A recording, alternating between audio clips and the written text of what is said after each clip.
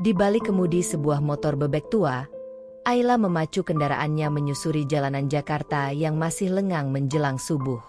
Jaket ojek online yang ia kenakan menutupi kemeja satin dan jam tangan mahal yang biasa ia kenakan di kantor. Hanya dengan masker dan helm full face, tak ada satupun yang akan menebak bahwa perempuan itu adalah direktur utama dari salah satu perusahaan teknologi terbesar di Asia Tenggara, Architect Solutions. Ayla bukanlah wanita biasa.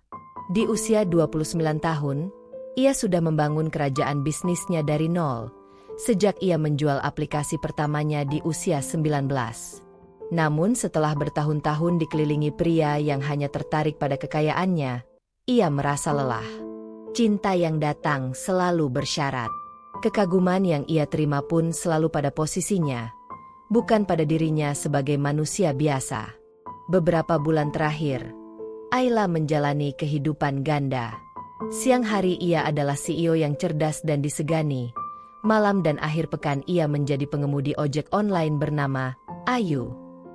Tak ada yang tahu identitas aslinya, kecuali sahabat dan asistennya, Lala, yang sempat menganggap Ayla gila karena menyamar menjadi rakyat jelata. Namun bagi Ayla, menyamar bukanlah kegilaan, tapi cara untuk menemukan sesuatu yang tak pernah ia dapatkan selama ini, cinta yang tulus. Pagi itu, Ayla menerima orderan dari aplikasi ojek menuju kawasan Rawamangun. Penumpangnya adalah seorang pria bernama Reno. Saat motor berhenti di pinggir jalan depan kosan sederhana, seorang pria tinggi kurus dengan ransel lusuh menyapa dengan ramah. "Mbak Ayu." "Ya." "Iya." "Mas Reno? Silakan naik." Sepanjang perjalanan, Ayla diam-diam mencuri pandang lewat spion. Wajah Reno teduh, suaranya sopan, dan yang paling Ayla perhatikan, dia tidak cerewet, tidak sok tahu, dan tidak melecehkan seperti sebagian pelanggan pria lainnya. Sebaliknya, ia justru bertanya tentang Ayla dengan penuh ketertarikan yang tulus. "Sudah lama narik, Mbak?" "Baru beberapa bulan, Mas." Sambil nambah-nambah tabungan. "Wah, semangat ya." Jakarta keras, tapi senyuman Mbak Ayu bisa bikin orang semangat kerja. Ayla tertawa kecil. Bukan karena gombalannya, tapi karena ini kali pertama ada pria yang tidak tahu siapa dirinya, tapi masih bisa membuatnya tersenyum dengan cara yang sederhana. Ternyata Reno adalah teknisi komputer freelance yang kerap bolak-balik dari satu klien ke klien lain. Ia tinggal sendirian di sebuah kamar kos kecil, dan hidupnya sangat sederhana. Tapi dari caranya bicara dan memandang dunia, Ayla tahu bahwa pria ini berbeda. Sejak hari itu, Ayla sering mengambil rute yang melewati kos Reno. Secara kebetulan, yang sengaja ia atur, mereka sering bertemu. Kadang Ayla menawarkan tumpangan gratis, kadang mereka hanya sekadar ngobrol di warung kopi pinggir jalan. Reno selalu membayar makanan Ayla meskipun ia tahu penghasilannya sendiri pas-pasan. Ia tidak pernah membicarakan uang, tidak pernah bertanya pekerjaan Ayla selain sebagai ojek, dan justru lebih sering menawarkan bantuan. "Kalau motor Mbak mogok, kasih tahu aja ya. Aku bisa bantu benerin. Gratis. Janji." Ayla merasa seperti remaja 17 tahun yang jatuh cinta untuk pertama kalinya. Ia mulai menunggu-nunggu pertemuan dengan Reno. Meskipun hanya sekadar mengantar dari kos ke kantor, atau minum es teh manis bersama di siang panas, semuanya terasa istimewa. Suatu hari, Reno mengajak Ayla ke acara buka puasa bersama komunitasnya. Ia memperkenalkan Ayla sebagai temannya yang pekerja keras. Di hadapan teman-temannya, Reno membanggakan Ayla bukan karena kecantikannya, tapi karena perjuangannya yang ia anggap menginspirasi. Banyak orang nyari jalan pintas buat sukses. Tapi Ayu ini beda. Dia nggak malu kerja apapun yang penting halal. Gue salut banget sama dia. Ayla nyaris menitikkan air mata mendengar itu. Belum pernah ada yang memujinya karena dirinya sebagai pribadi. Biasanya orang hanya mengangkatnya karena kekayaannya, atau takut karena jabatannya. Saat malam tiba, Ayla duduk di tepi tempat tidur apartemennya yang luas dan mewah. Ia menatap layar ponselnya, melihat foto bersama Reno dan teman-temannya di acara tadi. Senyumnya mengembang, tapi hatinya juga diliputi kebimbangan. Sampai kapan aku bisa terus seperti ini?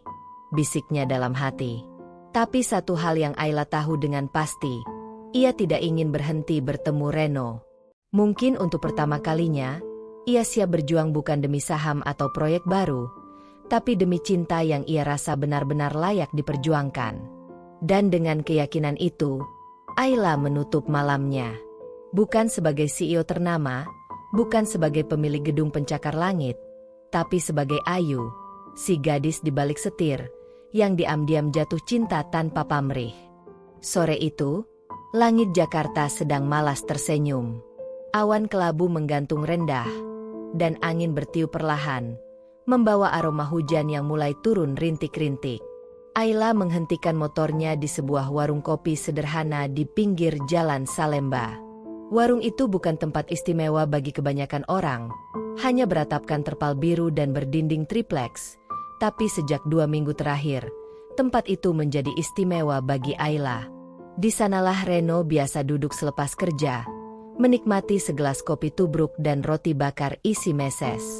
Ayla datang lebih awal hari ini. Ia memesan kopi hitam dan duduk di bangku panjang yang sedikit miring, menunggu Reno sambil memandangi jalanan yang semakin padat. Ini bukan dunia glamor yang biasa ia datangi, bukan restoran bintang 5 dengan pelayan berdasi dan meja berlapis linen putih. Tapi entah mengapa, warung kecil itu mampu menawarkan ketenangan yang tak ia dapatkan bahkan di ruang kerjanya yang ber-AC dan dinding kaca. Tak lama kemudian, Reno muncul dari kejauhan, mengenakan jaket tipis dan membawa tas ransel yang warnanya mulai pudar. Ia tersenyum lebar saat melihat Ayla sudah duduk di sana. Wah, Mbak Ayu datang lebih awal. Tumben banget nih. Jangan-jangan kangen ya? Godanya. Ayla tersenyum malu, memalingkan muka ke arah gelas kopinya yang mengepul. Kebetulan lagi lewat aja. Capek juga narik dari siang. Mereka duduk berdampingan.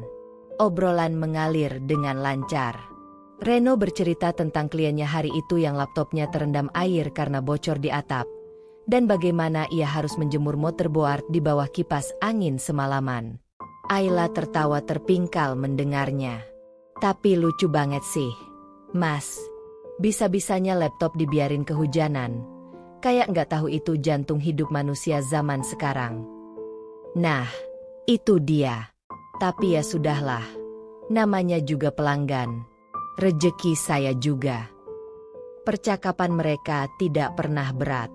Tidak tentang saham, tidak tentang bisnis, tidak tentang kompetitor atau rapat direksi. Tapi justru karena itulah, Ayla merasa nyaman. Bersama Reno, ia bisa menjadi dirinya yang paling polos. Ia tidak harus memikirkan image, tidak harus menjaga bahasa tubuh atau nada bicara. Suatu saat, Reno menyodorkan roti bakar ke arah Ayla. Cobain, Mbak. Ini langganan saya.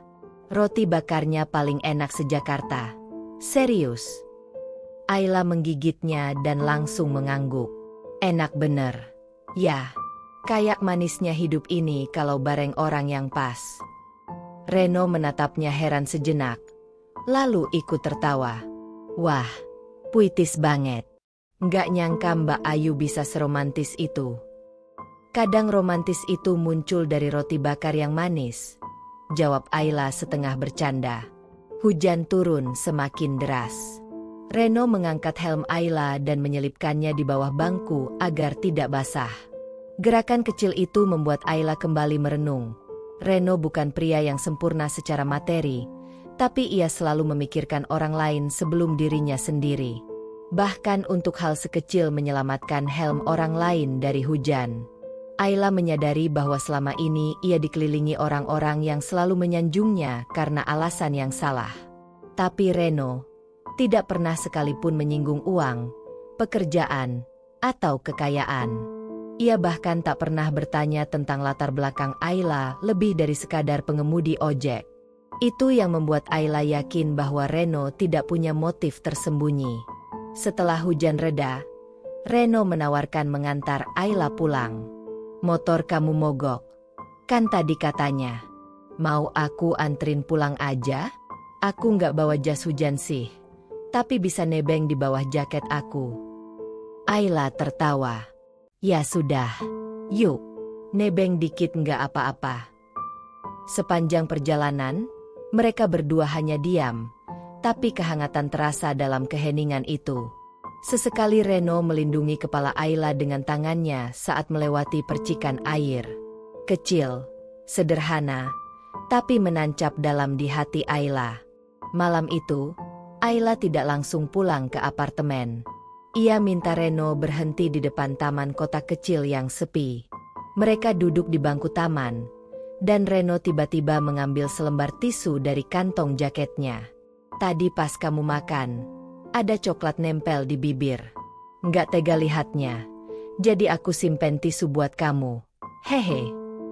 Ayla menerima tisu itu dengan senyum hangat.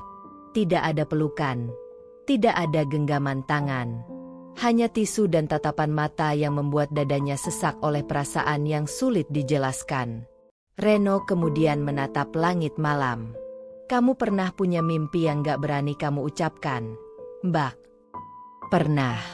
Tapi aku lagi mencoba mewujudkannya pelan-pelan sekarang." "Aku juga," ujar Reno. "Mimpi paling besar aku adalah hidup bareng orang yang bisa diajak makan roti bakar tiap malam. Nggak harus kaya. Yang penting hatinya hangat." Ayla menahan air matanya. Ia ingin memeluk pria itu saat itu juga. Tapi ia tahu, belum waktunya. Sebelum berpisah, Reno berkata, "Mbak Ayu, kalau besok hujan lagi, jangan lupa bawa jas hujan. Tapi kalau lupa, ya nggak apa-apa. Aku bisa selalu berbagi jaket." Ayla hanya tersenyum. Dan dalam senyum itu, ia tahu hatinya semakin tenggelam. Bukan karena janji, bukan karena rayuan, tapi karena kebaikan-kebaikan kecil yang Reno berikan, tanpa diminta, tanpa pamrih. Dan untuk pertama kalinya, Ayla benar-benar merasa hidup. Bukan sebagai CEO yang dihormati, tapi sebagai wanita biasa yang dihargai, dicintai. Meski hanya lewat secangkir kopi dan sepotong roti bakar di warung pinggir jalan. Malam itu Jakarta diguyur hujan deras. Di sebuah rumah makan kecil bertema Jawa klasik, remang lampu gantung dari anyaman bambu menerangi suasana hangat dan intim. Ayla duduk di kursi kayu jati dengan napas yang sedikit tak beraturan. Bukan karena udara dingin atau bajunya yang basah, tapi karena jantungnya berdetak lebih cepat dari biasanya. Ia tak tahu maksud Reno mengundangnya makan malam di tempat seperti ini, tempat yang lebih formal dari warung kopi biasa mereka. Reno datang membawa sekotak plastik berisi bunga melati yang ia beli di jalan. Tidak ada mawar merah, tidak ada lilin-lilin romantis, tapi Ayla tahu Reno melakukan sesuatu yang istimewa dengan caranya sendiri.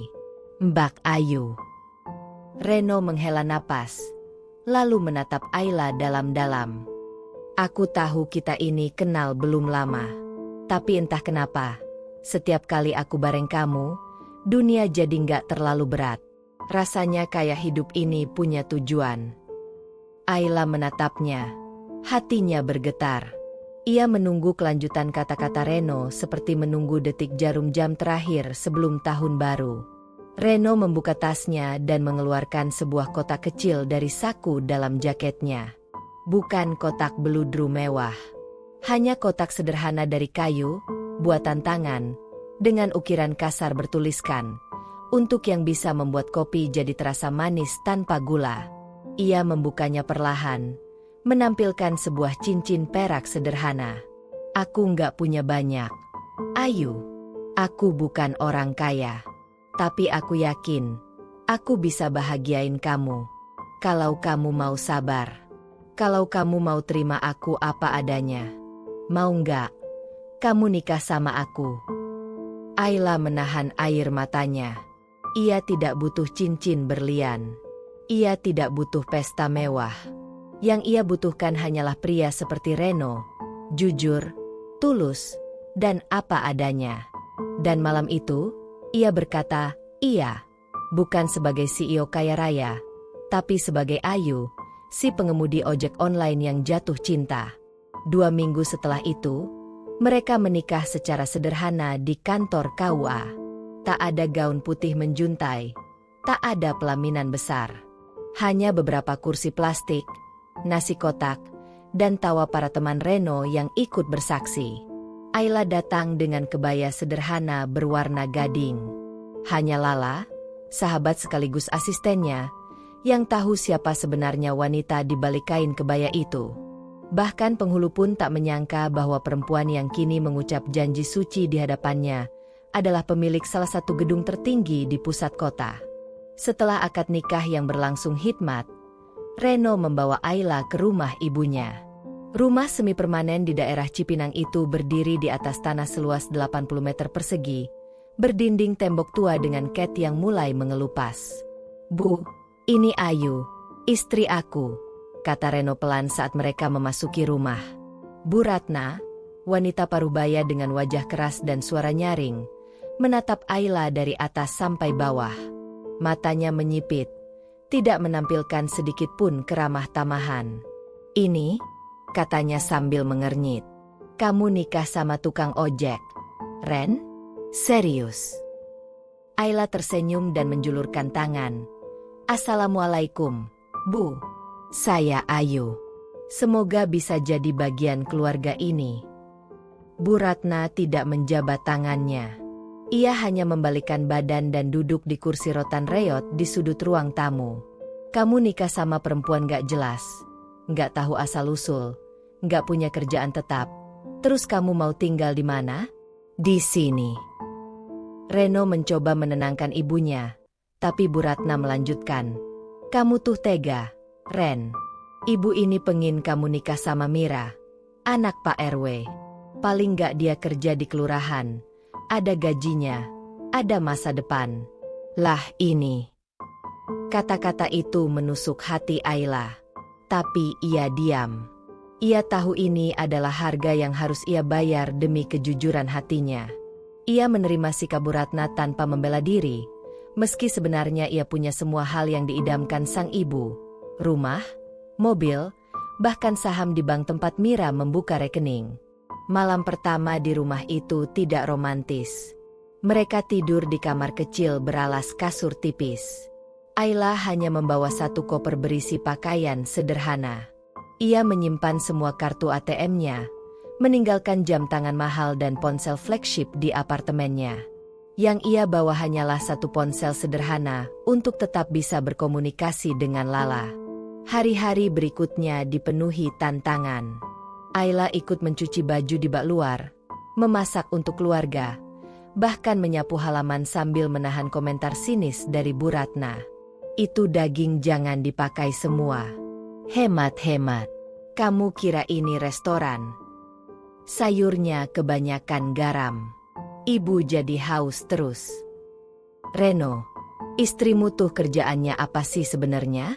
Masa seharian cuma di rumah?" Reno berusaha membela, tapi Ayla selalu menenangkan. "Nggak apa-apa, Mas. Aku belajar. Aku memang belum terbiasa. Tapi aku bisa." Malam-malamnya diisi dengan percakapan ringan di bawah lampu 5 watt, duduk bersisian di teras sempit, berbagi cerita tentang klien Reno dan rencana sederhana mereka untuk masa depan.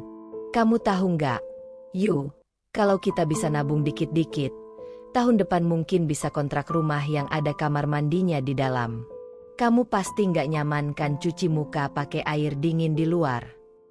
Ayla tersenyum. "Selama bareng kamu, semuanya terasa hangat, Mas. Air dingin pun nggak masalah." Tapi di balik senyum itu, Ayla menyimpan luka. Ia tahu, waktu akan menguji semua ini. Ia telah memulai kehidupan yang benar-benar asing baginya. Namun satu hal yang ia yakini, ia tidak menyesal memilih Reno. Bahkan jika setiap hari ia harus dicela, diremehkan, atau dianggap beban. Cinta, pikir Ayla, bukan tentang tempat tinggal atau status sosial. Cinta adalah tentang siapa yang tetap memegang tanganmu, bahkan saat dunia menarikmu jatuh. Dan di rumah kecil penuh celah itu, Ayla berjanji dalam hati, ia akan bertahan. Demi Reno. Demi cinta yang ia perjuangkan sendiri, dengan nama yang ia sembunyikan demi kebaikan cinta itu sendiri. Pagi itu, Ayla bangun lebih awal dari biasanya. Langit masih pucat, dan suara azan subuh baru saja usai berkumandang. Ia keluar kamar pelan-pelan, agar tidak membangunkan Reno yang masih terlelap. Di dapur kecil yang hanya cukup untuk satu orang berdiri, Ayla menyalakan kompor dan mulai menanak nasi. Ia memotong-motong tahu, menyiapkan sambal tomat, dan membuat telur dadar yang sederhana tapi harum menggoda. Meski telah seminggu tinggal di rumah itu, Ayla belum juga mendapatkan tempat di hati ibu mertuanya. Bu Ratna masih sering menatapnya sinis, masih sering mengomel jika ada yang tidak sesuai dengan standarnya. Tapi pagi itu Ayla bertekad, ia akan terus berusaha. Ia tahu, hati manusia bisa dilembutkan oleh ketulusan yang konsisten. Setelah sarapan siap, Ayla mengantarkan nampan ke kamar Bu Ratna. Ia mengetuk pelan dan berkata, "Bu, ini sarapan. Ayu buatkan telur dadar sama tahu goreng." Tak ada jawaban. Ayla membuka pintu perlahan dan mendapati Bu Ratna duduk di kursi tua, menatap kosong ke arah jendela. Di pangkuannya ada foto lama, foto almarhum suaminya. Sesuatu dalam ekspresi wanita itu membuat Ayla terdiam sejenak. Bu Ratna akhirnya bersuara, "Kamu pikir cuma kamu yang susah, ya? Kamu pikir cuma kamu yang harus bertahan hidup?" Ayla menunduk. "Enggak, Bu. Ayu cuma mau bantu. Enggak lebih." Bu Ratna menoleh. "Kalau kamu benar-benar mau bantu, jangan cuma masak. Bantu Reno bangun hidup. Bantu dia keluar dari kemiskinan. Bukan malah jadi beban." Ayla hanya mengangguk pelan. Tak ada pembelaan. Ia sadar, kini ia sedang menjalani kehidupan yang tak lagi bisa ia atur dengan satu rapat direksi atau satu keputusan bisnis. Hari itu, Ayla pamit pada Reno untuk keluar sebentar. Ia mengatakan akan ke pasar membeli kebutuhan dapur. Tapi sesungguhnya ia menuju ke sebuah gedung tinggi di kawasan SCBD, gedung miliknya. Ia masuk dari basement, memakai masker dan jaket besar untuk menyamarkan wajah. Di lantai 28, Lala sudah menunggunya. "Aku rindu ruangan ini," kata Ayla pelan sambil memandang ruang kerjanya yang masih rapi seperti terakhir ia tinggalkan. Lala mendekat. "Aku sudah urus semua urusan kantor seperti biasa, Aye. Tapi ini ada satu masalah." Ayla duduk. Wajahnya berubah serius. "Apa?" Lala menyerahkan dokumen.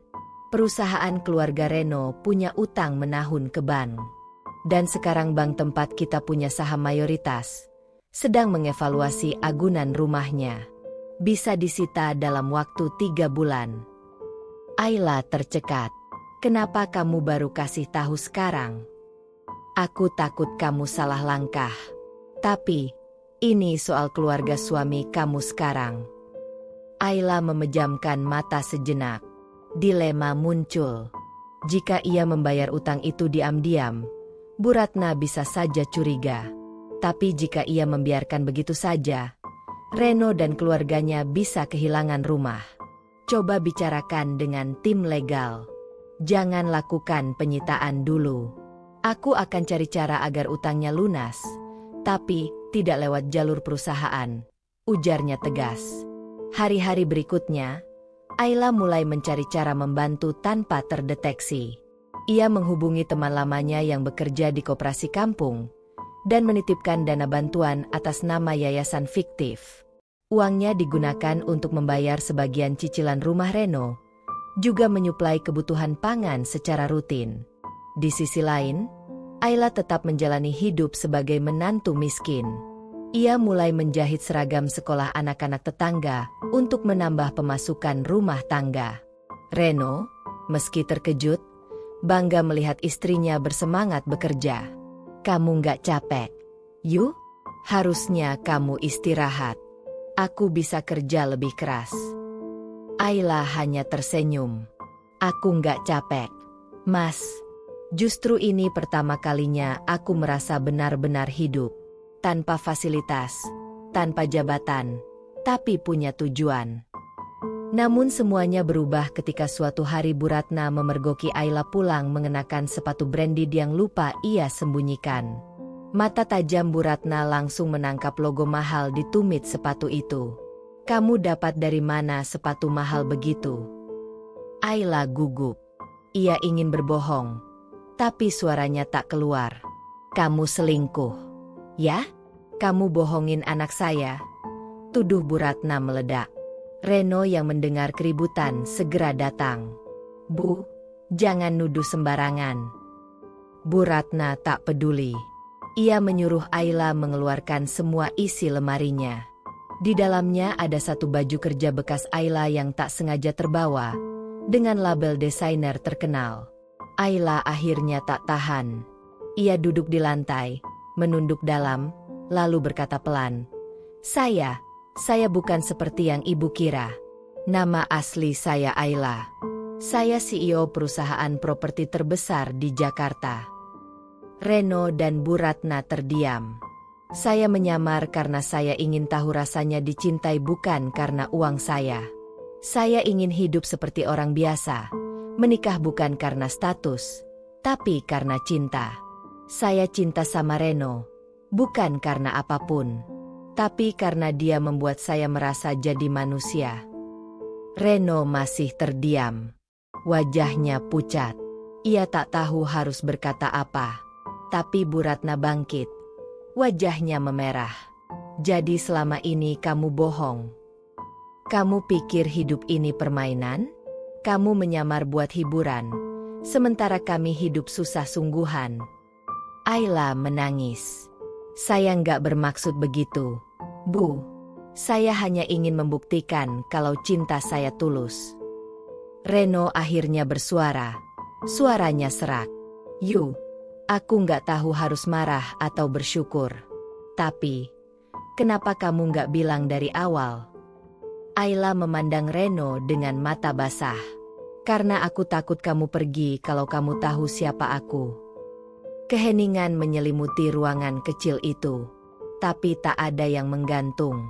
Karena semua topeng telah dilepas, semua rahasia telah terungkap. Dan kini, cinta mereka akan diuji, bukan oleh kemiskinan, tapi oleh kebenaran. Sejak rahasia Ayla terungkap, suasana rumah berubah drastis. Tidak ada lagi obrolan hangat di pagi hari. Tidak ada senyuman Reno saat pulang kerja. Yang ada hanyalah diam yang menggantung di antara dinding rumah mereka yang sempit. Namun kini terasa begitu jauh. Bu Ratna semakin jarang keluar kamar. Ketika Ayla mengetuk untuk mengantar makanan, ia hanya menjawab dengan suara dingin. Taruh di meja. Tak ada lagi komentar pedas. Tapi juga tak ada sapaan hangat. Seolah-olah Ayla telah berubah dari menantu menjadi orang asing di rumah itu. Reno pun menjadi pendiam. Ia tak banyak bertanya, tak juga mencari tahu lebih lanjut soal pengakuan Ayla. Hanya sesekali ia menatap istrinya dalam diam, seolah mencoba memahami wanita yang telah hidup bersamanya selama ini namun menyimpan kenyataan besar. Ayla merasa hampa. Ia tetap menjalankan semua pekerjaan rumah, tetap menjahit seragam dan mencari penghasilan tambahan, tapi hatinya mulai lelah. Ia sudah menanggalkan segalanya demi cinta yang ia yakini tulus.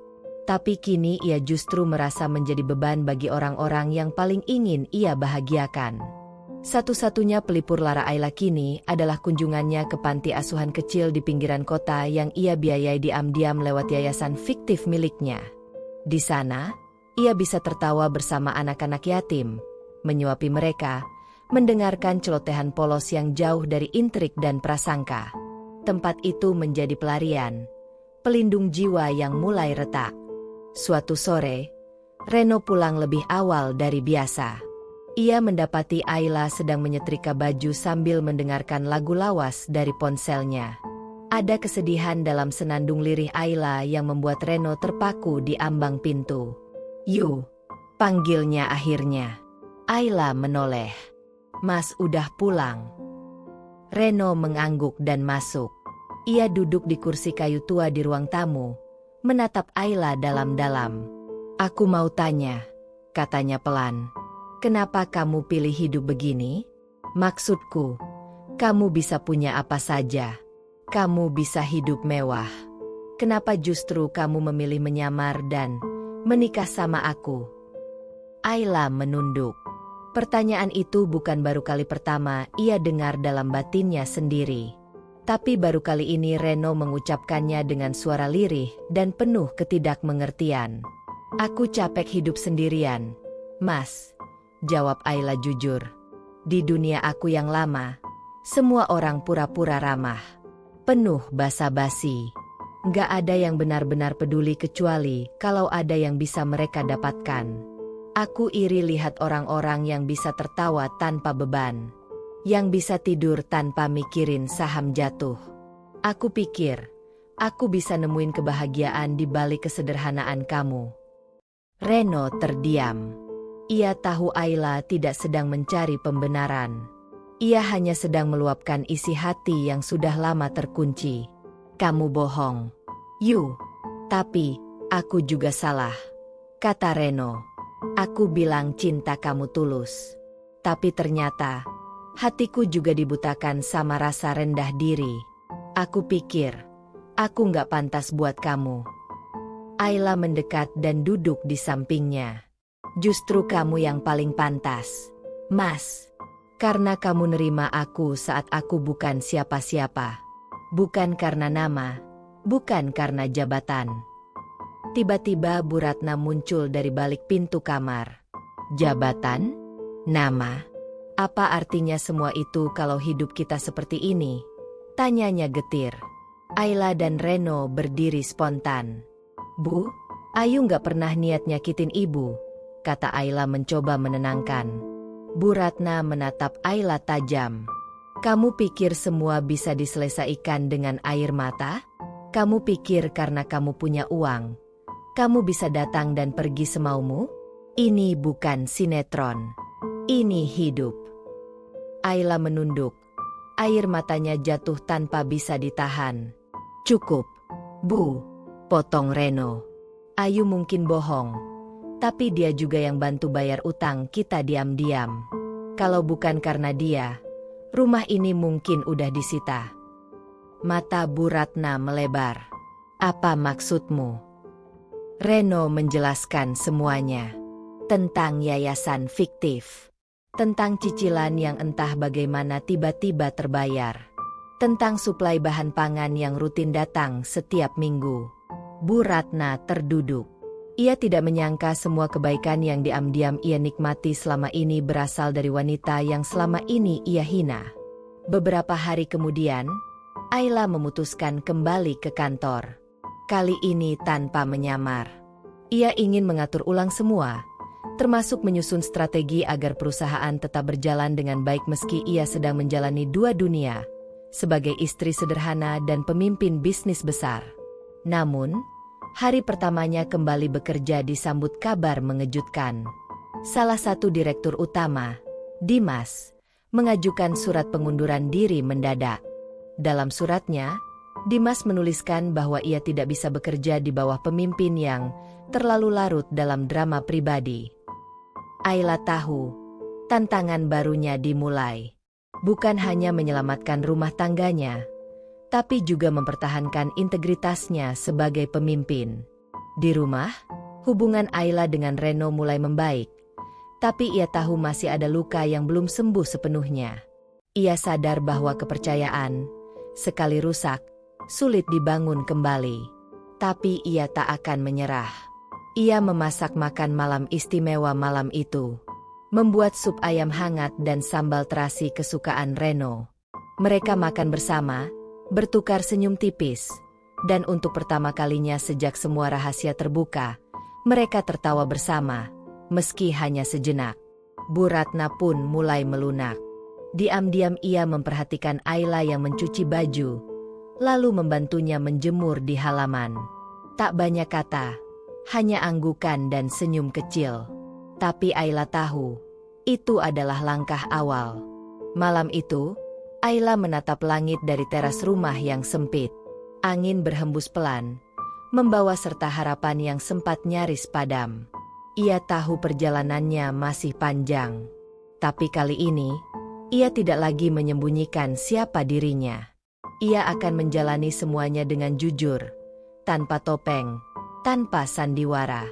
Karena cinta sejati bukan tentang menyamar demi diterima, tapi tentang berani membuka diri, walau risikonya adalah terluka. Sejak rahasia Ayla terungkap, suasana rumah berubah drastis. Tidak ada lagi obrolan hangat di pagi hari. Tidak ada senyuman Reno saat pulang kerja.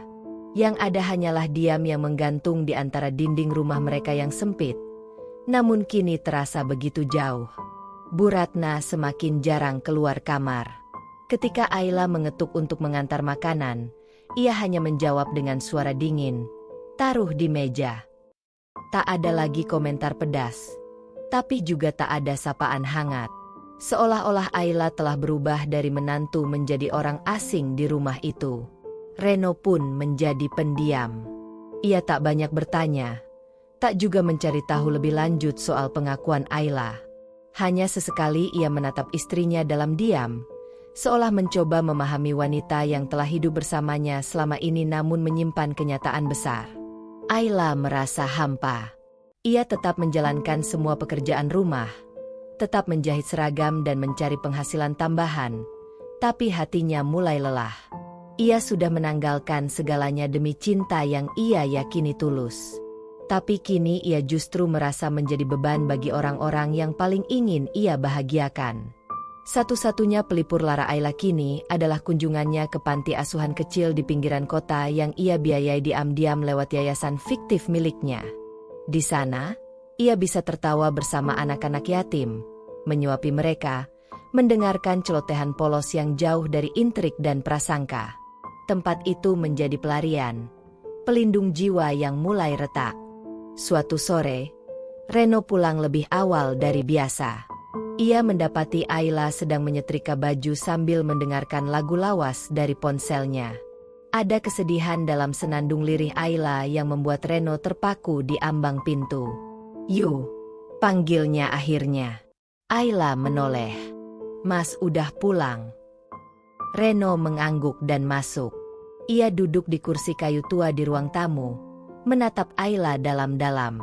"Aku mau tanya," katanya pelan. "Kenapa kamu pilih hidup begini? Maksudku, kamu bisa punya apa saja. Kamu bisa hidup mewah. Kenapa justru kamu memilih menyamar dan menikah sama aku?" Ayla menunduk. Pertanyaan itu bukan baru kali pertama ia dengar dalam batinnya sendiri. Tapi baru kali ini Reno mengucapkannya dengan suara lirih dan penuh ketidakmengertian. "Aku capek hidup sendirian, Mas," jawab Ayla jujur. "Di dunia aku yang lama, semua orang pura-pura ramah. Penuh basa-basi. Nggak ada yang benar-benar peduli kecuali kalau ada yang bisa mereka dapatkan. Aku iri lihat orang-orang yang bisa tertawa tanpa beban, yang bisa tidur tanpa mikirin saham jatuh. Aku pikir, aku bisa nemuin kebahagiaan di balik kesederhanaan kamu." Reno terdiam. Ia tahu Ayla tidak sedang mencari pembenaran. Ia hanya sedang meluapkan isi hati yang sudah lama terkunci. "Kamu bohong, Yu." "Tapi, aku juga salah," kata Reno. "Aku bilang cinta kamu tulus. Tapi ternyata, hatiku juga dibutakan sama rasa rendah diri. Aku pikir, aku nggak pantas buat kamu." Ayla mendekat dan duduk di sampingnya. "Justru kamu yang paling pantas, Mas. Karena kamu nerima aku saat aku bukan siapa-siapa. Bukan karena nama, bukan karena jabatan." Tiba-tiba Bu Ratna muncul dari balik pintu kamar. "Jabatan? Nama? Apa artinya semua itu kalau hidup kita seperti ini? Tanyanya getir. Ayla dan Reno berdiri spontan. Bu, Ayu nggak pernah niat nyakitin ibu, kata Ayla mencoba menenangkan. Bu Ratna menatap Ayla tajam. Kamu pikir semua bisa diselesaikan dengan air mata? Kamu pikir karena kamu punya uang, kamu bisa datang dan pergi semaumu? Ini bukan sinetron. Ini hidup. Ayla menunduk. Air matanya jatuh tanpa bisa ditahan. Cukup, Bu, potong Reno. Ayu mungkin bohong, tapi dia juga yang bantu bayar utang kita diam-diam. Kalau bukan karena dia, rumah ini mungkin udah disita. Mata Bu Ratna melebar. Apa maksudmu? Reno menjelaskan semuanya. Tentang yayasan fiktif.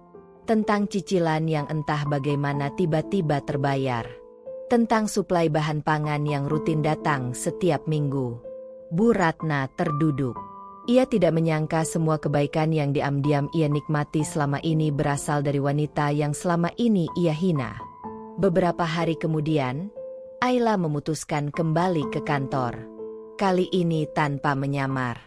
Ia ingin mengatur ulang semua, termasuk menyusun strategi agar perusahaan tetap berjalan dengan baik meski ia sedang menjalani dua dunia, sebagai istri sederhana dan pemimpin bisnis besar. Namun, hari pertamanya kembali bekerja disambut kabar mengejutkan.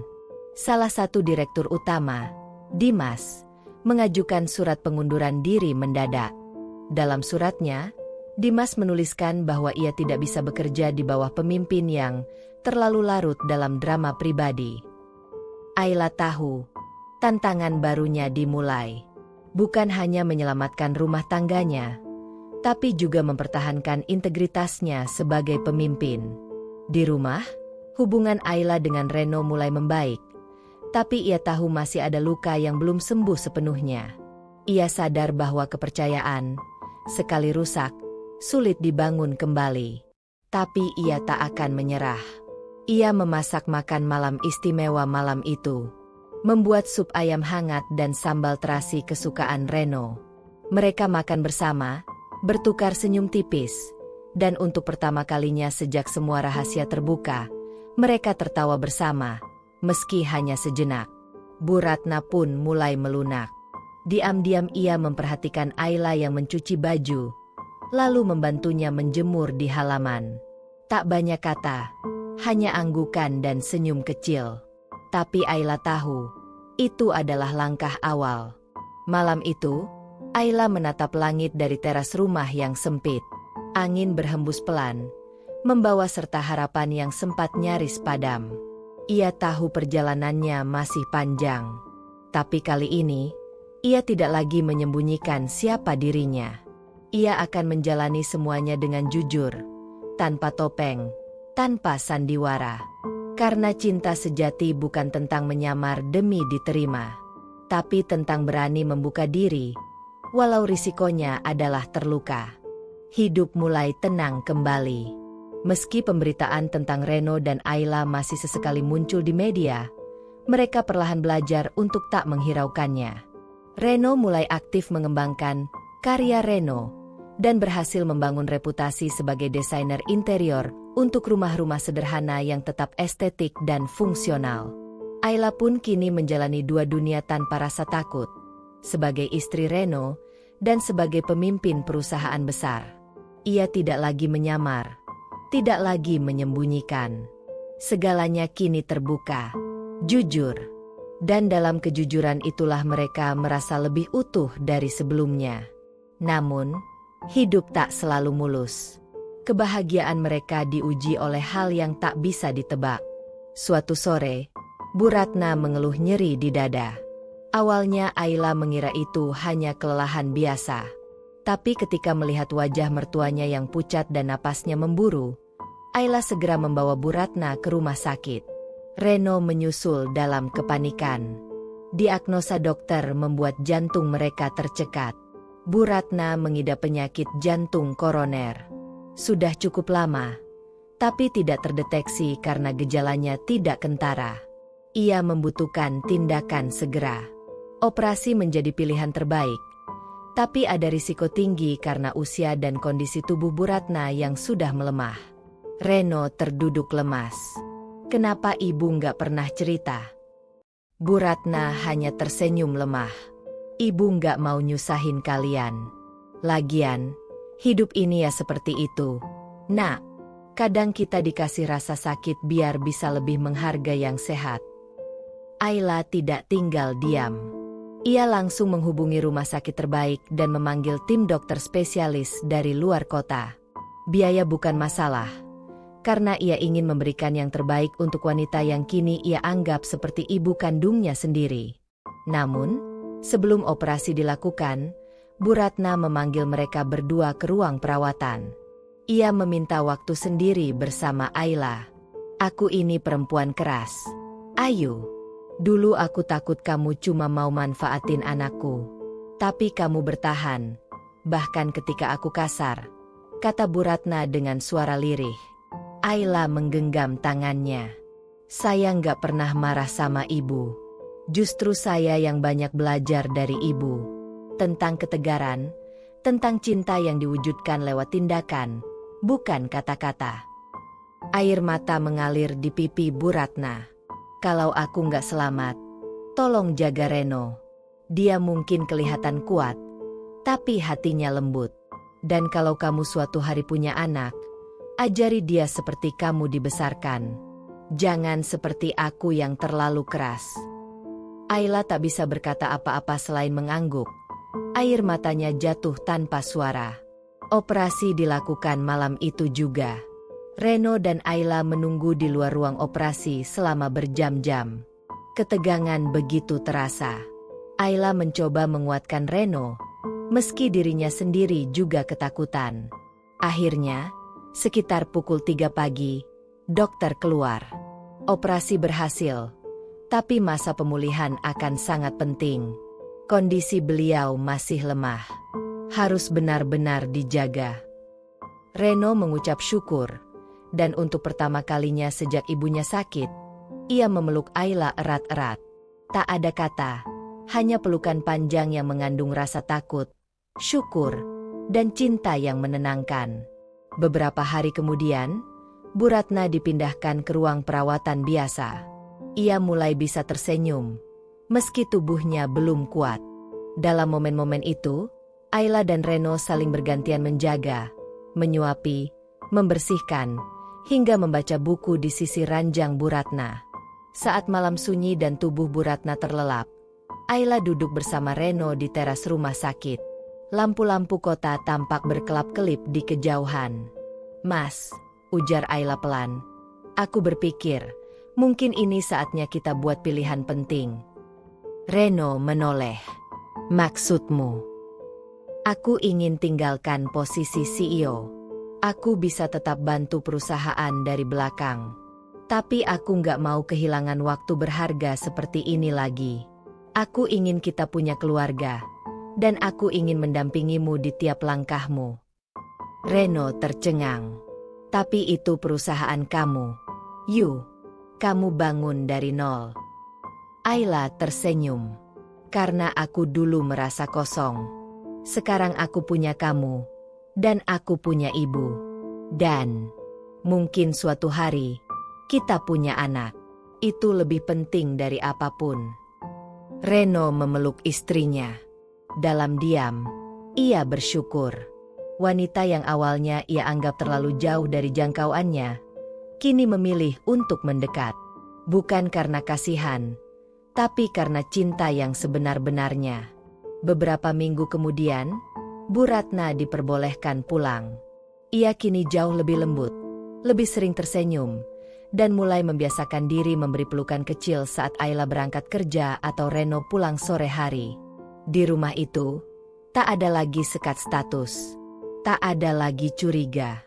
Hanya 3 manusia yang saling mencintai dengan cara masing-masing. Ayla memutuskan untuk menunjuk CEO baru. Salah satu wanita muda yang pernah ia bimbing sejak dulu. Ia tetap menjadi komisaris utama. Namun sebagian besar waktunya ia habiskan di rumah, mendampingi Reno dan merawat Bu Ratna. Hidup mereka tak lagi sembunyi. Tapi kini, tidak ada yang perlu disembunyikan. Ayla telah menemukan makna baru dari kata rumah. Bukan tempat tinggal megah, melainkan tempat di mana hati bisa beristirahat, luka bisa disembuhkan, dan cinta bisa tumbuh tanpa syarat. Dan disinilah mereka, di rumah kecil di pinggiran kota, dengan cahaya senja menari di jendela dan suara tawa kecil yang perlahan kembali mengisi udara. Waktu berlalu, musim hujan menyapu jalanan kota dengan dingin dan angin lembab yang menggigit. Tapi rumah sederhana tempat Ayla, Reno, dan Bu Ratna tinggal tetap hangat. Bukan karena fasilitas canggih atau kemewahan, melainkan oleh tawa, perhatian, dan kebersamaan yang tak ternilai. Ayla kini menjalani hari-hari sebagai istri dan pendamping Reno. Ia tetap sibuk, tetapi sibuknya kini lebih manusiawi. Sesekali ia melakukan panggilan rapat sebagai komisaris, namun sebagian besar waktunya dihabiskan di komunitas sosial yang dulu ia dirikan dan kini ia kelola bersama Reno. Komunitas itu kini berkembang menjadi sebuah gerakan sosial bernama Rumah Tumbuh. Sebuah tempat untuk keluarga-keluarga muda berpenghasilan rendah yang ingin membangun atau merenovasi rumah dengan biaya terjangkau dan desain penuh makna. Reno menjadi kepala program desainnya, sementara Ayla fokus di bidang edukasi dan pendampingan finansial. Satu hari, Ayla mendapat undangan dari organisasi bisnis internasional yang dulu memberinya penghargaan sebagai wanita paling berpengaruh di Asia. Kali ini mereka mengundangnya untuk menjadi pembicara utama di konferensi tahunan. Tema acaranya, kepemimpinan yang manusiawi. Awalnya Ayla ragu. Sudah lama ia tak tampil di panggung besar. Tapi Reno mendukung penuh. Kamu gak harus kembali jadi orang yang sibuk, tapi suara kamu bisa menyentuh banyak orang. Yuk, apalagi dengan cerita kita sekarang, ujar Reno sambil menggenggam tangannya. Ayla mengangguk, dan dengan hati mantap, ia menerima undangan itu. Ia menulis pidatonya sendiri, tanpa tim, tanpa ghostwriter. Ia menuliskannya dari hati, bukan dari angka atau grafik. Hari konferensi tiba. Aula besar di Singapura penuh dengan para pebisnis, pemimpin organisasi, dan tokoh-tokoh dunia. Namun, yang menjadi pusat perhatian bukanlah deretan gelar atau pencapaian Ayla, melainkan kisah hidupnya. Dengan langkah tenang, Ayla naik ke podium. Ia berdiri, mengenakan kebaya sederhana dan skarf batik dari ibunya. Lampu sorot menyoroti wajahnya yang tenang namun penuh wibawa. Saya pernah mengejar segalanya, ucap Ayla memulai. Harta, kekuasaan, pengakuan. Tapi saya lupa satu hal. Rumah. Bukan rumah yang berbentuk bangunan, tapi rumah yang bernama hati, kasih sayang, dan keberadaan orang-orang yang mencintai kita tanpa syarat. Ia lalu menceritakan kisahnya. Dari pernikahan diam-diam, penyamaran sebagai wanita biasa, hingga pertentangan dengan mertua dan perjuangan Reno menyeimbangkan harga diri dengan cinta yang tulus.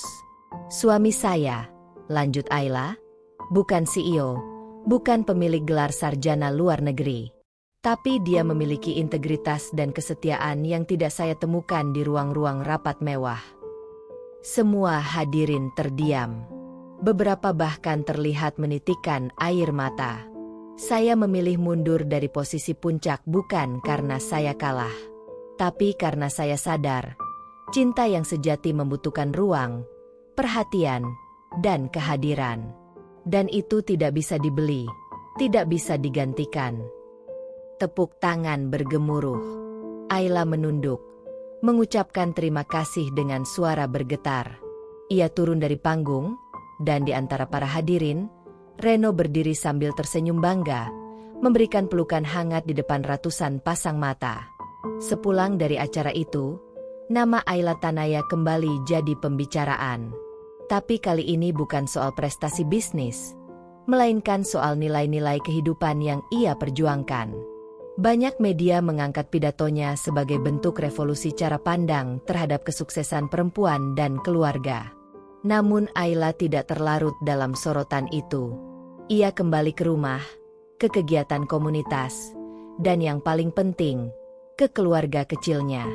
Di akhir pekan, Ayla dan Reno rutin mengadakan sesi berbagi pengalaman di rumah tumbuh. Mereka menerima pasangan muda, mendengarkan cerita mereka, dan memberi masukan berdasarkan pengalaman pribadi. Bu Ratna, yang kini semakin sehat dan aktif, kadang ikut memberikan masukan tentang mengelola keluarga, dengan cara khasnya yang blak-blakan tapi tulus. Suatu hari, saat sesi diskusi selesai, seorang wanita muda menghampiri Ayla. Ia memeluk Ayla dan berkata, "Mbak, cerita Mbak membuat saya percaya kalau cinta itu masih ada. Bahwa kita bisa memilih ulang, dan kita bisa bahagia dengan cara kita sendiri." Ayla hanya tersenyum dan memeluknya balik. Ia tahu, momen itu lebih berharga dari segala bentuk penghargaan. Malamnya, Reno membawa Ayla ke taman kecil di dekat rumah. Tempat mereka dulu duduk diam setelah bertengkar pertama kali sebagai suami istri. Tapi kali ini, suasananya damai. "Aku mau bangun rumah baru," ujar Reno tiba-tiba. Ayla menoleh. "Rumah baru?" Reno tersenyum. "Bukan rumah mewah, tapi rumah yang kita desain bersama. Dari awal. Untuk keluarga kita nanti. Kalau kamu siap." "Tentu." Ayla terdiam, lalu tersenyum lebar. Ia tahu maksud Reno. Mereka akan memulai bab baru, menjadi orang tua. Dan kali ini, mereka tidak akan menyembunyikan siapa mereka. Tidak akan pura-pura miskin atau pura-pura kuat. Mereka akan membangun segalanya dari cinta, kejujuran, dan kerjasama. Bukan demi dunia, tapi demi keluarga kecil yang sedang mereka tumbuhkan. Perlahan, tapi pasti. Hari-hari bergulir lebih lambat namun lebih berarti. Ayla dan Reno memulai proses membangun rumah baru, bukan hanya secara fisik, tetapi sebagai simbol kehidupan yang mereka rancang bersama dari awal. Reno menggambar desain arsitekturnya sendiri, menggabungkan elemen sederhana dengan sentuhan alami, banyak jendela untuk cahaya matahari, dan taman kecil di tengah rumah sebagai ruang berkumpul keluarga. Ayla mengurus anggaran dan memilih material ramah lingkungan. Namun, fokus utama mereka saat ini bukan rumah itu, melainkan kehidupan baru yang tumbuh di dalam tubuh Ayla. 2 garis merah di test pack membuat dunia mereka seketika berubah. Ayla hamil. Ayla tidak menangis, tidak melompat kegirangan. Ia hanya memeluk Reno erat-erat, dan Reno memeluknya balik dalam diam, sambil mengusap punggungnya dengan gemetar. Bagi mereka, ini bukan sekadar kabar gembira, ini adalah panggilan jiwa. Tugas baru yang suci dan menantang. Kehamilan Ayla tidak mudah. Ia mengalami mual parah di trimester pertama. Bu Ratna kembali menunjukkan perannya sebagai ibu, memasakkan bubur jahe, menyiapkan ramuan tradisional, dan membacakan doa pelan-pelan di samping ranjang Ayla. Hubungan mereka kini tak lagi canggung. Ayla memanggilnya ibu dengan tulus, dan Bu Ratna pun sering menggoda Ayla seperti anak kandungnya. Reno berubah. Ia semakin disiplin, semakin matang. Ia bangun pagi-pagi untuk membuat sarapan, membantu Ayla berjalan kecil di taman, dan menghindari semua pekerjaan yang bisa memicu stres istrinya. Ia juga menghadiri kelas persiapan ayah bersama Ayla, mencatat segala hal tentang menyambut bayi. Meski seringkali bingung dengan istilah medis, ia selalu bertanya dengan sungguh-sungguh. Di salah satu kelas persiapan itu, mereka bertemu banyak pasangan dari berbagai latar belakang. Sebagian besar kaget saat mengetahui bahwa Reno dan Ayla dulunya menikah diam-diam, dan bahwa Ayla adalah mantan CEO perusahaan besar. Tapi justru dari situ, mereka menjadi inspirasi. Reno sering diminta menjadi mentor desain rumah keluarga, dan Ayla diminta memberikan motivasi ibu bekerja yang memilih pulang. Kehidupan yang mereka pilih kini memang jauh dari glamor, tapi setiap hari diisi dengan rasa syukur. Apalagi ketika dokter menyatakan bahwa kehamilan Ayla mulai stabil dan sehat. Mereka mulai menyiapkan kamar bayi, membeli buku dongeng, dan bahkan menyiapkan nama-nama. Suatu sore, di ruang kerja kecil di rumah sementara mereka, Reno mengeluarkan kotak kayu. Di dalamnya ada surat-surat dan sketsa-sketsa lama. Ia menunjukkan pada Ayla sebuah surat yang belum pernah ia buka sejak ayahnya meninggal. "Aku belum pernah baca ini. Waktu itu aku masih terlalu marah karena ditinggal saat ibu sedang keras-kerasnya," ujar Reno pelan. Ayla membuka surat itu bersamanya. Isinya singkat, tapi menyentuh. "Nak, maaf kalau ayah jarang di rumah. Tapi ayah bangga padamu. Dan satu hari nanti, kalau kamu sudah jadi ayah, kamu akan paham kenapa rumah itu bukan soal dinding dan atap, tapi soal kehadiran dan cinta. Jangan jadi seperti ayah yang memilih pergi. Jadilah ayah yang tinggal." Reno terdiam. Ia menggenggam surat itu erat. "Aku akan tinggal, Yu," ujarnya dengan mata berkaca. "Apapun yang terjadi, aku nggak akan pernah ninggalin kamu dan anak kita." Ayla mencium tangannya. "Aku tahu, Mas. Karena kamu sudah jadi rumah sebelum kita punya rumah." Hari demi hari berlalu. Rumah baru mereka pun selesai. Kecil tapi penuh cahaya. Di halaman, Reno menanam pohon mangga kecil.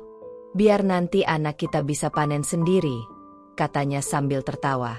Tepat 9 bulan sejak Ayla tahu ia hamil, di tengah hujan sore yang tenang, Ayla melahirkan seorang bayi perempuan. Prosesnya tidak mudah, tapi semuanya berjalan lancar berkat dukungan Reno yang setia di sampingnya, dan doa Bu Ratna yang tak putus. Mereka menamai bayinya Kirana Ayudhya. Kirana berarti cahaya, Ayudhya dari nama Ayla sendiri, sebagai pengingat bahwa anak itu lahir dari cinta yang tumbuh dalam ujian dan keberanian. Malam itu, di ruang bersalin, Reno menggendong bayinya untuk pertama kali. Ia menatap wajah mungil itu lama sekali, sebelum berbisik, "Aku janji, Nak, aku akan jadi ayah yang tinggal, yang hadir, yang mencintai." Ayla, yang berbaring lelah di ranjang, tersenyum. Bu Ratna di sudut ruangan mengusap air matanya diam-diam. Rumah mereka kini bukan lagi sekadar tempat tinggal. Rumah mereka adalah sebuah perjalanan. Dari kesalahpahaman, luka, ego, hingga akhirnya penerimaan, pengampunan, dan cinta yang bertumbuh bersama waktu. Dan di tengah semua itu, seorang bayi mungil kini menjadi pusat semesta mereka. Sebuah awal baru, bukan hanya sebagai pasangan suami istri, tapi sebagai orang tua. Orang tua yang pernah hampir kehilangan arah, tapi akhirnya menemukan cahaya dalam bentuk paling sederhana, kehadiran satu sama lain. Tidak ada lagi penyamaran. Tidak ada lagi kebohongan. Hanya kebenaran yang ditanam, cinta yang dirawat, dan rumah yang tumbuh dari keberanian untuk memilih bersama setiap hari. Setelah melewati banyak liku dan cobaan, Ayla, Reno, dan Bu Ratna akhirnya menemukan kedamaian yang selama ini mereka cari. Rumah baru mereka tidak hanya menjadi tempat berteduh, tetapi juga simbol kebersamaan dan cinta yang tulus. Kirana, putri kecil mereka, tumbuh menjadi anak yang ceria dan penuh rasa ingin tahu. Setiap pagi, tawa Kirana mengisi rumah kecil itu, menghapus segala kelelahan dan kesedihan masa lalu. Ayla dan Reno saling bergandengan tangan, merasakan betapa berartinya perjalanan panjang mereka untuk sampai di titik ini. Hubungan dengan Bu Ratna pun berubah menjadi lebih hangat dan penuh penghormatan. Bu Ratna yang dulu keras kepala, kini menjadi pendukung setia keluarga kecil itu. Ia sering menceritakan kisah hidupnya kepada Kirana, menanamkan nilai keluarga dan kejujuran yang tak lekang oleh waktu. Suatu hari, keluarga kecil itu mengadakan syukuran kecil di halaman rumah. Tetangga dan sahabat dekat yang dulu membantu mereka pun hadir, ikut merayakan kebahagiaan yang sederhana namun bermakna. Reno dan Ayla berterima kasih atas semua dukungan yang mereka terima. Di momen itu, Reno berlutut di hadapan Ayla, mengulangi janji yang pernah mereka ucapkan, saling mendukung, menghargai, dan mencintai tanpa syarat. Ayla tersenyum bahagia, mengerti bahwa kekayaan sejati bukanlah harta, melainkan cinta dan keluarga. Mereka sadar, apa yang mereka bangun bukan hanya rumah, tetapi juga kehidupan yang penuh makna dan kebahagiaan. Kisah Ayla, seorang CEO kaya yang memilih menyamar miskin demi cinta, akhirnya berakhir bahagia, bukan karena kemewahan, tapi karena keberanian mereka untuk memilih kejujuran dan cinta tulus. Dan di bawah langit senja yang hangat, keluarga kecil itu bersama-sama menatap masa depan penuh harapan, yakin bahwa selama mereka bersama, tidak ada yang tidak mungkin.